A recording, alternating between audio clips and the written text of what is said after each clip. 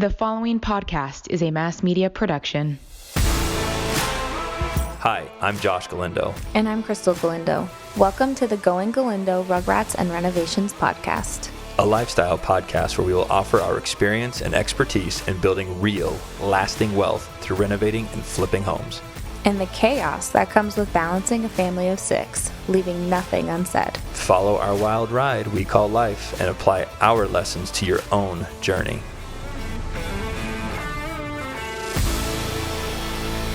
Good morning. Welcome to Going Galindo Rugrats and Renovations podcast. I am your host today, Krystal Galindo, and I am solo. There is no Josh today, just me and a very special guest. I'm excited to meet her. Her name is Ashley, and I'm going to let her introduce herself. So, Ashley, go ahead. Good morning. My name is Ashley Hosier, and I'm a real estate advisor with Kenneth James Realty here in Phoenix. Aside from that, my fiance and I renovate homes. We create and style Airbnbs here and sell them turnkey. And amongst all of that, we have a family of 4, and that's what life's about over here. I know it's easy to say that's it, just a family of 4 and working with my significant other and doing all this, but that is a lot. I feel like when I met you on Instagram, I felt like our lives were literally the same. 100%. So why don't you give a little bit of your background, since I'm still getting to know you. I don't know much about you and I'd like to know more. Why don't you give the listeners a little bit about your background? I was born and raised in San Francisco, California, in the East Bay. I moved to Phoenix about 19 years ago. In Phoenix, I had my 4 kids. My oldest is 18 years old now. She's almost 19, and she is a freshman at U of A. I have a 16-year-old son and a 10-year-old son, and then the baby, Bryn, is 8 years old. I've been a single mom actually for quite a while now, and I reconnected with a friend who's now my fiance, but we have been friends for about 15 years. We met a long time ago, and we reconnected, and we've been inseparable since. So he has a brokerage out here. He is a broker, CEO, and owner of Kenneth James Realty, and I became licensed in real estate in 2020. And together we've just taken off. We renovate homes, we create and style turnkey Airbnbs that we sell to investors and just regular buyers as well. And right now we're in the middle of renovating our dream home. That's awesome. I love all of that. That is so cool. And I'm so intrigued in the Airbnb thing because we have one Airbnb, but now I'm wanting to dabble in that market more. So a little bit about me, I'm in case there's new listeners or for you to know, we have our renovating business, then we have our consulting business, the cash buying business, and then we have the rentals. And right now I focus on all the money part. So I do just the checks, the balancing, the just money for the brokerage, everything with money I do now. And I'm starting to get a little tapped out. It's just not as exciting, So we did our first Airbnb, which is in Utah, and I loved it. It was the first time he actually let me help decorate and pick out designs and stuff like that. I'm like, okay, this is fun. This is what I want to do. So now this year, that's what we're going to focus on, is doing more Airbnbs. And we're going to buy a couple rental properties that are by the college and try to make them cute and fun for the college kids. And so I'm really interested about all your Airbnb stuff. What's your favorite part of what you guys do? Do you do traditional real estate, where you just have buyers? Yeah. So I work with just regular sellers and buyers. We work with investors. Carl, my fiance, does a lot of project development as well of bigger buildings. So I don't participate in that part, but I definitely am a fan of that. I mean, it's pretty cool. We both are super creative, and so real estate is a really good foundation for us where we're buying and selling. But I mean, the creative part of it is absolutely what keeps us in it, for sure. Yeah. That's the biggest part of the Airbnbs, is that you can take a shell of a structure or a home, and we are pretty OCD about how we do our renovations. I'm sure you Yeah. guys are the same way. So it doesn't matter what the house looks like. We take it all the way down to the foundation and the studs. We make sure that everything is brand new, from plumbing and electrical to drywall and, all the things. Mhm. And, we're really great partners. We literally always have the exact same vision. So we talk about the styles and the themes that we want. It's important, I think, to stand out in the world of short-term rentals. You Yes. should be that Airbnb where everyone knows, and we like to make it Instagrammable, Yeah. so Yeah. especially here in Scottsdale, there's so many, travelers that come out here for different reasons. So we are influenced and inspired by trips that we've taken. We like to go to New York and Miami. And so a lot of the themes and styles of our houses are based off of experiences and feelings that we've had on these trips. Mhm. No, that makes sense. I feel like that's what I was telling him. I'm like, Airbnb, you have to go like the extra step because it Yeah. has to be like just photo worthy. So where people are like, I want to stay there and I'm going to pay more just because I want to take pictures in front of that wall or Yeah, whatever it exactly. may be, you know? 2 years ago, it actually just popped up on our memories. 2 years ago, we had taken a really special trip to Joshua Tree. We Mhm. stayed at an Airbnb there. It was actually a little Airstream, and we had never been there before. And the desert there is very different than the desert here in Phoenix. And so we were both really into photography as well. We're both self-taught, and so we ended up taking a bunch of pictures. But when we came home, we decided that we were going to do another Airbnb and that we were going to style it after Joshua Tree. And we ended up calling it the Mojave House. And everything had to do with that trip, from the custom shelving and vanities that we created to even the photography. So I don't really like art, like store-bought art kind of bugs me because it's just so generic, I think. Yeah. So yeah, so in a lot of the houses, the art that we have is custom art. It's just things that we've shot ourselves. So all the artwork in this house was, real desert photography that we had done ourselves, and that was probably my favorite house. Everything. That's so cool. I love that. I do. So do you guys ever hold on to the Airbnb or do you always sell them? We did for a long time. We had 7 at one time, and we did everything from renovating them to styling them to managing them. And, with the brokerage and extending to different states, we have offices in a couple other states as well. It just was a lot of work. So we ended up selling those in 2019. And now we just work with our clients and investors. And usually it's a project that we start ourselves with the intention of, just selling it normally. And Okay. somehow, a lot of the time, just word of mouth, our past clients will, a little bird will tell them that we're renovating again, and someone will ask us if they can have us fully furnished and sell it turnkey. So the last projects have been that way. I think that's great because it's hard to, not everybody has like the creative mind to be able to put together the furniture and the vision, but they want the Airbnb. So I mean, that would be it. And other people like, for us, real estate's our main job. So we go to work, we're doing real estate all day. Like Airbnb can kind of fall in that and it doesn't get in the way. But if we Right. had a traditional job, like if we were a nurse or a doctor or something, we wouldn't be able to be bogged down with that. Wouldn't have the time for it. So I think that's a great model that you guys have. Yeah, I it's a love lot it. of fun. It's a lot of fun. And our clients are always happy, and a lot of them we keep in contact with, and we see them on Airbnb. So it's pretty fun. Yeah. They're like, I need that. Yeah. Well, how is it working with your significant other? I know there's pros and cons, but I want to know from you how it is for you guys. So Carl and I have a really unique relationship. Like I said, we met 15 years ago, and we were just friends 15 years ago. And our paths ended up crossing 3 years ago, next week actually.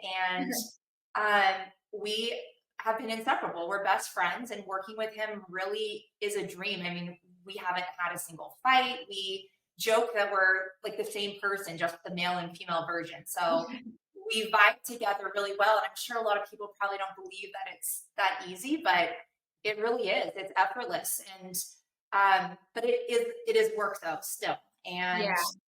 the biggest part is we respect each other. We value each other's opinions. And we always say that relationships, in love, friendships, partnerships, business, all the things, even with your children, is never 50-50. It's always 49-51 because Yeah. someone always needs a little bit more. And it's just kind of an unspoken, thing that we follow. And if he needs something emotionally or physically or otherwise, I just kind of slide right into the role and he does the same for me. And so, it's we both have our own expertise, I guess you could call it, but at the end of the day, we just are really good partners.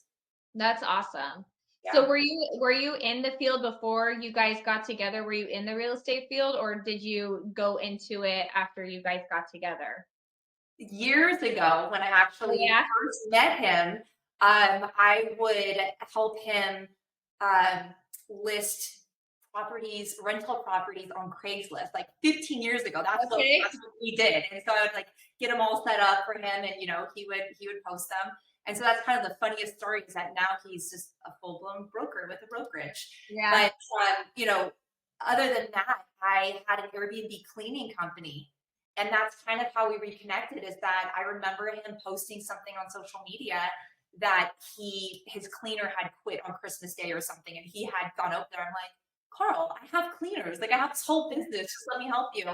And sure enough, we connected that way. And, so once I was kind of in his world and he showed me all the real estate stuff, I'm like, I definitely could do this. So that's when I got my license, and it's just been full blown since then. That's awesome. Yeah, I wasn't in real estate until like we met, and then once I had my second baby, I was cocktailing at night. He was doing real estate during the day and doing his flipping and stuff, and it just wasn't working. It was like the high five schedule. He comes in as I'm leaving, so we were like both single parents, like just because we never parented together because we were never together with the babies. And then so after I had my second one, I convinced him. I was like, let me do all of your busy work, the stuff that you don't have time to do because your time is better spent doing other things. Let me do the busy work so I can quit there and I can work with you during the day. And it's been awesome because that's how, and I was like, open your own brokerage. Like, let's do it, like go bigger so that I don't have to work there. I can work with you and help you do the stuff that bogs you down. And I wish I could get more into the flip stuff, but I think we're just not there yet. I feel like he's really involved in the design. He loves that. And now we're starting to like hire that stuff out. So I want to be able to do that stuff eventually, but it's slowly but surely. You should. It's so much fun. I always joke that I love being a real estate agent. I love it. I love meeting people. I love putting people in their first homes and their fourth vacation home and all the things in between. But what I really love is carrying a tape measure around and getting dirty and building things, because I am so creative that I have to see something from start to finish, like physically, tangibly see. And then you walk into this house and you're like, I totally did this.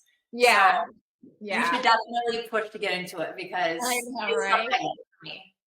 Yeah, I told him, I was like, once I like am able to figure out all my accounting stuff and get someone to help me, I'm going to be doing that art. He's like, all right, let me know. If you're looking for some family fun, I know I always am. Check out Circus Hotel and Casino. At Circus, there's something for everyone. Have a blast inside the Adventure Dome, a 5-acre indoor theme park with 30 rides, including their newest rides, Twist and Teacups, Circus Swings, and Little Sprinter Raceway. Or act like a kid again at the Midway, playing arcade games or enjoying their free daily circus acts. Looking for a special date night? Look no further than their award-winning restaurant called The Steakhouse, voted best steakhouse in Las Vegas. Circus offers affordable room rates starting at $29 per night. Book your stay today at circuscircus.com. So how do you manage your time? Because your kids are older. I feel like my kids, because they're younger, it's a little bit easier. As they get older, there's more activities, there's more going on. Like, how do you balance like the family and work and all of that. Because real estate's not just like Monday through Friday, 9 to 5. Real estate is 7 days a week. You know, you could get calls on Saturday at 10 o'clock, you know. So how do you balance all of that? The honest answer is I don't. I mean, Okay, I'm just like, same thing. I'm like every other mom. I really, truly am. I know that my social media sometimes reflects that I've got it all together and the clean house and the kids are dressed well and all, and I prepare all these wonderful meals, but, and that is the truth. But time management really is my biggest challenge. And it's not that anything is more or less important than anything else on my list. It's that it's just chaos all the time. Yeah. And it's outside chaos, it's inside chaos, it's kids and dogs and clients. And, you know, what I really do try to do is time block. And I read a really great book called Deep Work, and it kind of set the tone for how your day should be structured, priorities versus, you know, needs and wants throughout the day. And I am lucky because I have two really amazing teenagers. Like, I really like them. A lot of parents struggle with their teenagers, but mine are so great. You know, they're very helpful. They, you know, don't really fuss too much if I ask for help. Um, so they're kind of, well, not kind of, they're very independent. They both drive and they're both in school, straight A's. And the little kids, they're 10 and 8, and they're pretty structured. They're both in sports, so that helps that I don't have them, you know, running around the house needing snacks and crayons and all the things, you know. Um, but yeah, the biggest part is I really do at nighttime before the end of the night try to schedule out the next day. And I really do try to time block. I actually have an actual time block with numbers on it. So it's like a timer. And, you know, I'll try to get all the busy work, like responding to emails and text messages and phone calls done first. And I block those tasks together. And then I do all the in-person things like showings and listing appointments and buyer consults and all those things next. And, you know, I kind of just try to make it through the day. And very rarely does the day go as planned, but usually if I have something in writing that says 8 a.m. you're here, 8:45 you're here, I pretty much can roll through the day like that. But man, it's a struggle. Every day it's a struggle. That's great. I think that's kind of what, because I'm more like Josh is more scheduled. Like he wants to have everything scheduled, but he can pivot. Like something pops up, he can change, and but he'll still get everything done. And I'm more like, I guess I'm more just like kind of fly by the seat. I'm more scatterbrained. Like, okay, I have 3 things I need to get done today. I don't know when they're going to get done. They'll get done. But I think if I were to schedule things out, and I think I need to do time management, because I feel like now that my kids are getting a little bit older, I need to be like more structured in order to be getting everything done, I guess. Yeah. No, I was a single mom for such a long time that a lot of my actions are just a coping mechanism for being in survival mode for so long, where no one was coming to do the dishes for me or to bring the kids to school on the days that they were with me. And so I'm trying to unlearn that behavior now. You know, I do have help. Carl's a wonderful partner and a wonderful soon to be stepdad, and he helps. My big kids help all the time. And so I'm trying to, you know, give myself a little bit more grace and be like, okay, you've got 79 things to do today. Pick the top 5, prioritize those, and then, you know, work on the rest. The world will not fall apart if you don't get to them. So that's the current thing that I'm trying to learn right now. That's great.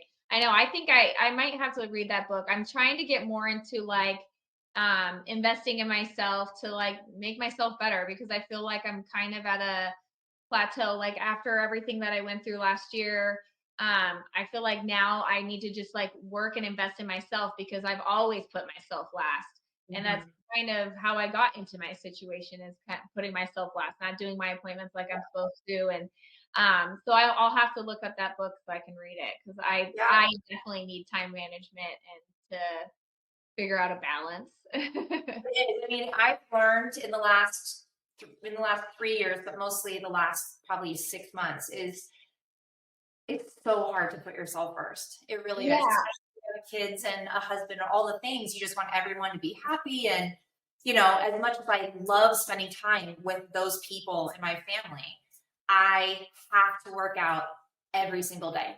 And because the days are so busy, I'm up at 4 o'clock in the morning working out for 2 hours, and people are like, you're crazy. Why do you do that? Well, 1 hour is dedicated to cardio, and only because, well, not only, I mean, obviously the health benefits of cardio, but because it's the only time during the day that I have, time that's not chaotic and I'm not distracted. I can read. So I pick 1 or 2 books a month. One of them is usually a personal development book, um, usually like a business personal development book. Mhm. And then another one, I'm really trying to get into fictional books just because I feel like if I can detach from real world stuff, Yeah. it's a good little escape. But that's really what carries me through the day, is having that alone time where I know I can sit here on a treadmill, do my little workouts, read, and I just barely got into personal skincare and Yeah. stretching and meditation, or all the things that I put off for so long. I mean, I'm 39 years old and I barely just learned about proper skincare. Like, that's how pathetic it is over here. But you know, it's important. Yeah, yeah. I know. I'm starting to look into all that stuff because I need to work on it too. And I feel like the only alone time I get is after everyone's asleep in bed, the house is quiet, and then I'm like, I just want to sit on the couch and veg out for just like I just want 45 minutes. That's the alone time I get. So I Yeah. probably need to switch it to do it in the morning to start my day off better. It's And really start good doing it mental like that. mental reset for sure. The mental reset and just the clarity, like there's no brain fog when you're up that early. It takes you a minute to wake up, but your body recognizes that it's your time. And I don't know, I love it. I call it a dopamine dump is what it really is, because it puts me in the greatest mood and the whole morning is set after that. Okay, so back to a little bit of the business. I want to hear more. You said that you guys are going to open more brokerages in different states, or you already have. We both. We have offices in Colorado, Denver, Steamboat Springs, and Colorado Springs. We have offices in Miami and Orlando. We are opening one shortly in Georgia. We're looking at Texas and a handful of other states. So we're kind of all over the place right now. That's awesome. That's awesome. I feel like that's really hard to do because I feel like having a brokerage isn't it, that's probably the most challenging model that we have out of all of our businesses because it's you're managing agents and trying to make sure that they follow the division and you're just in charge of these people but they're like in charge of themselves. Yeah. I feel like that's the hardest part. So I don't know. I can't even imagine if Josh wanted to do stuff out of state because we're just like we're born and raised in Las Vegas, so we haven't ventured out anywhere else. Yeah.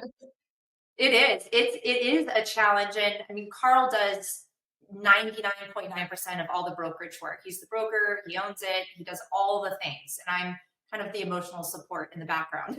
Make sure he has a hot plate of food at the end of the day. And, but it is a challenge. And what I've learned from him is that you really have to learn how to delegate where you can, and to really not even attempt to take on all of the responsibilities yourself and all the tasks.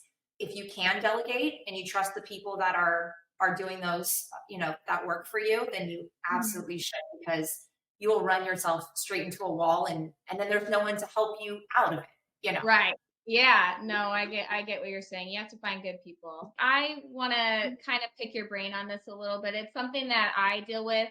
Um, so Josh and I started our brokerage together, but he's the face of it. And like at home, I'm in charge. At work, he's in charge. So he's in front of everybody. He's the face of it. I'm kind of more behind the scenes.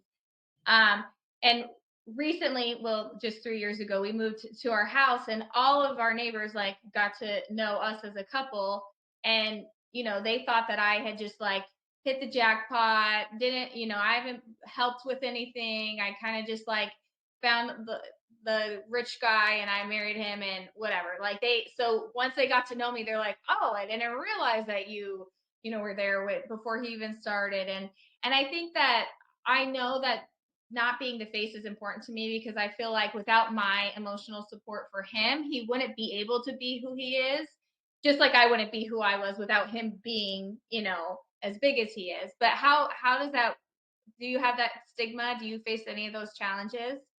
It is hands down my biggest insecurity since getting into real estate. I absolutely would agree that I did hit the jackpot, but it's not in the way that a lot of people probably think. I mean, I've got an incredible partner who is more than supportive, endlessly supportive of not only, the personal dreams and goals that I have, but in our business. And yes, he is my broker, he is my boss technically, but I have not gotten a single dime from him outside of what I've earned, plain and simple. And I think a lot of people on the outside don't see or understand that. He had a successful brokerage before I came around. I was, textbook single mom. I was working multiple jobs. And, when we reconnected and realized that, we were destined to, Yeah. our relationship, I guess, if you want to say that, we connected on personal levels, and the more I was around him and the real estate, the more I realized that it's probably something I can do. And unfortunately, or fortunately, in past relationships, I wasn't necessarily supported in those things. And he immediately, the second I showed interest in real estate or fitness or, the hair, my hair color choice of the month or whatever it was, instantly supportive. And so I was like, yeah, I think I can do this. And I ran with it. And we joke around because he has a YouTube channel. And if I have a question and I ask him, most of the time he'll tell me, I have a YouTube video for that. Make sure you like and subscribe. And he won't even answer my question, which, in the heat of the moment, it's slightly frustrating because I need to know now. However, everyone, I think, learns better when they're experiencing it firsthand on their own. And so it's something we joke around about, but he's really instilled this mindset in me that is, I absolutely can do whatever I can dream of, literally. And, I have this vision board sitting here, and it's the first vision board I ever made was back in 2020. And we did it together as a family. And of the probably 12 things on that board, I was able to cross off 6 of those things. And it was just because the constant, voice in the background, an actual voice, it was his, like, you can do it on your worst days. You absolutely can do it. And so, yeah, there has been a handful of friends, coworkers. I'm sure there's agents in the brokerage that are like, well, of course she was rookie of the year. Her, husband's the broker. And I would love to get a handout, but at the same time, that's absolutely not how it is. I've worked my tail off, and we work really hard. We work really hard. So I'm proud of that, because working multiple jobs just to get by and pay bills as a single mom was hard. But I think it, in a way, is harder to actually have dedicated set goals that you work towards, because you can't let yourself down. And let your family down either. So yeah, I love the vision board thing. That's one thing that I'm like so thankful for, that Josh has taught me. Like, he's taught me mindset is everything, and I never really understood it until pretty recently. And we do vision boards too, and it is crazy how, like, anything that you want, if you like, you can manifest whatever you want. 100%. I used to be the one that was like, I'd see these manifest your goals or manifest your dreams on, like Instagram memes or posts or whatever. Like, that's the dumbest thing. I mean, how could you possibly? I am not even kidding you. If you are listening to this and you are watching people on Instagram or social media, you're like, I want that life. I used to be that girl. I 100% used to be that girl. And I thought it was so stupid to cut out magazine clippings and, whatever you put on your vision board. I'm like, that's really cute, but it is life-changing, because when you have something in front of you that you look at every single day, and in our case, we did it with our kids, and the littlest of the 4 were only 8 and 6 at the time. And we had them, we kind of gave them an outline, in your family, what do you want? Vacations, what do you want? All the things. And we kind of broke it down into these little criteria for them to help them pick their goals. And even the little kids understood it. And so to watch children that small not only understand what it means to set goals, but then work throughout the year and be able to take their little Sharpie and cross it off of their board is more inspiring to the parent, I think, than it is to the actual kid. Oh, So yeah. we share it as a family because if you commit to something, you're committing it to the entire family, and you really don't have a choice but to make it happen. Right, right. It's you put it on paper and everyone's gonna hold you accountable to make sure it happens. I Exactly. think that's great that you have them do that. I think because I just learned about vision boards and mindset and manifestation like a couple years ago, like 3 or 4 years ago. So for them to be learning it so young, it's only gonna have them go so much further when they're learning it Yeah, so early. it is. Well, one more thing I want to add to that is that it's really easy to get ahead of yourself and say, you know, they're not on social media, so they don't see a lot of the things that like our teenagers or things that we see. But they have favorite musicians, and these people drive supercars and they have mansions and money and all these things. So what we have taught them is we never use the R word in our house, and that word is rich. We never use that word. It's a negative word in our house, and instead we replace that word with, and these terms they helped us come up with: hardworking, creative, inspired, all the things that would get someone to be in the rich, Yeah. state. Those are the words we use instead. And for everything that was related to wealth that we have on our boards, we also have something that is a personal goal, or a way that we are planning on giving back to the community, a goal, a number that we want to donate, or houses that we want to build, or whatever the case might be. You don't ever have a goal for yourself personally without also having a goal to help someone else. And they're pretty good on that. They know it. I love that so much. I really do. I feel like we're so similar in the way we parent and our lives and everything. So thank you so much for sharing that. That Yeah, was of course. awesome. And I know that's going to add a lot of value for our listeners because it's, I don't understand being a single mom, and I am like hands down like go you. I mean, I look up to you for that. That is awesome. Thank you. All right, so why don't you because I've been on your Instagram and everything, and I love your little like your stories with your books that you're reading. And Ashley, if you could just tell everybody where to find you, your Instagram handle, your what how can they reach you if they want to reach you or do work with you in Phoenix? Yeah, so I'm pretty active on my Instagram, and that is at Ashley_Nick. And it's two Y's, and Nick is NIC, short for Nicole. That's my middle name. And you can find me on my website, which is KennethJamesRealty.com. And we frequent Miami and Colorado often when we are checking in on those offices. So if you're in any of those states and you want us to come by and meet for coffee, let us know. We'll be there too. That's awesome. Well, thank you for taking time to meet with me today. I'm so glad I got to chat with you, and hopefully this isn't the end. Hopefully we can get together. Maybe we'll make a trip out to Arizona. I love Scottsdale, so. I was just saying the same thing. I would love to come out and have Carl meet Josh, and I would love to spend some time with you too. Yeah, that's great. Well, thanks for coming. Bye. See you later. Thank you. All right, guys, that's going to do it for today. Thank you so much for listening.